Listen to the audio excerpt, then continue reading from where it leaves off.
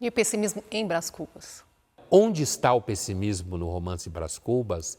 O pessimismo está em cima do personagem Brás Cubas, do trajeto dele, do comportamento dele. É como se Machado estivesse dizendo, olha aí o que é o homem, olha esse traste, esse sujeito que o pai já tentava fazer com que ele servisse para alguma coisa, um sujeito que nunca conseguiu, inclusive, estabelecer vínculo amoroso, romântico de fato, com mulher nenhuma, que dispensa uma mulher bonita e interessante porque ela é coxa, certo? Então, assim, um sujeito que é absolutamente raso, superficial, né?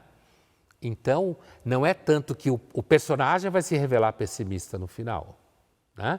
Mas quando você olha o pessimismo o famoso final do Brás Cubas, quando você olha o pessimismo final do Brás Cubas, você fica em dúvida se ele está enunciando uma máxima que o Machado pensaria sobre a humanidade, ou simplesmente ele está de novo sendo egoísta e preguiçoso e buscando uma desculpa chique para isso. Quando ele diz que ele está fazendo um balanço, então, da vida dele, e ele está dizendo que ele não conheceu o amor, não foi ministro, né? Como é muito comum na obra do Machado, essas preocupações de ser nomeado ministro, quando cai o gabinete aqui, cai o gabinete acolá.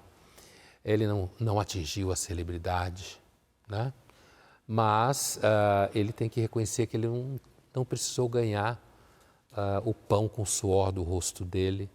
Então ele teve alguma sorte, ele não pode se considerar um sujeito infeliz, né? Eu sempre, quando penso no Brás Cubas nos últimos tempos, eu sempre tenho a impressão de que ele é um personagem, apesar de ser um personagem do século XIX, ele é um típico personagem do século XXI, né? De um egoísmo típico do século XXI, né? De uma preocupação contínua consigo mesmo o tempo inteiro, com a preguiça de realizar qualquer coisa. Mas esse egoísmo pode ser visto como uma qualidade em algum momento no personagem? Para ele, ele acha que sim, sem dúvida nenhuma. Ele acha que, por isso que eu acho que inclusive ele é típico do século XXI, porque ele acha que às vezes esse egoísmo salvou ele de determinadas situações que outras pessoas sofreram porque não pensaram em si mesmas naquele momento. Ou seja, ele passou a vida e se safou. Ele se safou da vida.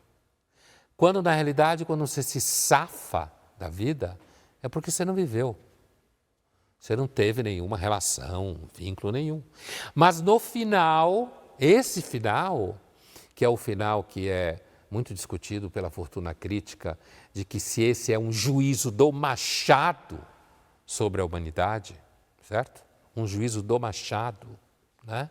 De que o Machado entendia que não ter filhos era melhor, mais uma vez típico do século XXI, certo? Que não ter filhos era melhor porque você não passava adiante o legado da miséria humana e, portanto, seria um pensamento do Machado, ou se o próprio Brás Cubas, nesse final, ele resolve fazer um grand final para ele mesmo, né? Ele foi um sujeito medíocre, que não conseguiu fazer nada. E, pelo menos, ele conseguiu dizer, esse pecado eu não tive. Como se ele precisasse achar uma justificativa, então. Para ele mesmo. Ele sai bem na fita, como se fala hoje. O personagem, não o Machado, né? E aí ele diz, pelo menos eu não tive filho. E nesse momento ele é ainda mais um personagem do século XXI. Ele teve medo da vida? Então, no nível profundo, profundo eu quero dizer, se a gente fizer uma análise psicológica, é claro que o Brás Cubas é um personagem fraco. Ele é fraco. Tanto que ele ficava se escondendo, subindo para casa lá de cima, para se afastar e conseguir pôr... Vê como ele é século XXI? Então, de repente ele ia para casa lá em cima e ficava longe da cidade para pôr as ideias dele em ordem, porque o mundo era muito demais para ele e ele não conseguia lidar com o mundo, percebe? E agora, voltando a essa afirmação dele final, Quer dizer, essa afirmação final, ela é profundamente filha do Schopenhauer. Profundamente.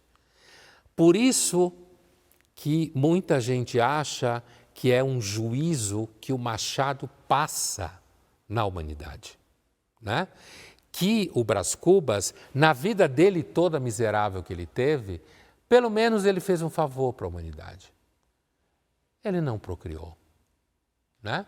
Mas ao mesmo tempo eu posso entender que o Brás Cubas não tendo procriado é que ele fez um favor à humanidade, porque ele não valia nada. Se ele tivesse procriado, que tipo de cuidado e de educação você acha que ele teria dado para o filho? O Brás Cubas, acompanhando o personagem ao longo da história. Que tipo de vínculo de relação que ele teria estabelecido com a mãe dessa criança? Então, antes de tudo, do Brás Cubas achar que ele, pelo menos, não teve filhos e não transmitiu o legado da miséria humana, com certeza, ele não tendo filhos, ele não transmitiu o legado da miséria do Brás Cubas para ninguém, certo? Agora fica o juízo, que é uma questão filosófica super profunda, se de fato a humanidade é condenada à danação ou não. Há verdade absoluta na obra de Machado de Assis? Então, como todo grande autor, é inesgotável a possibilidade de você estabelecer uma verdade absoluta. Um juízo sobre se vale a pena a humanidade, como no final do Brás Cubas, né? Se vale a pena o amor, se não vale a pena o amor, como no caso do Bentinho e da Capitu. Mas há algo muito claro no Machado. O método dele de análise da realidade é o método que é não se deixar enganar pela realidade. O Machado é o antídoto contra você se transformar numa pessoa que acha que é muito boa, que tem absoluta certeza das ideias que você tem na cabeça, que você pode ter certeza do que você pensa à sua volta, certo? E se a gente pensar, por exemplo, no caso do Esaú e Jacó, é mais atual do que nunca perceber que a política no Brasil é uma coisa... Essa, até hoje, é um legado de miséria absoluta, né? A política no Brasil. Então, eu diria que ler Machado hoje, antes de tudo, é fundamental, porque no final de um livro de Machado, se você conseguiu acompanhá-lo, você sente cheiro da inteligência. E a inteligência nem sempre faz bem. Como se fala na filosofia acerca da coragem, eu vou fazer uma analogia, não há nenhuma garantia que a coragem vá salvar você, mas ela seguramente garante que você não perde sua alma.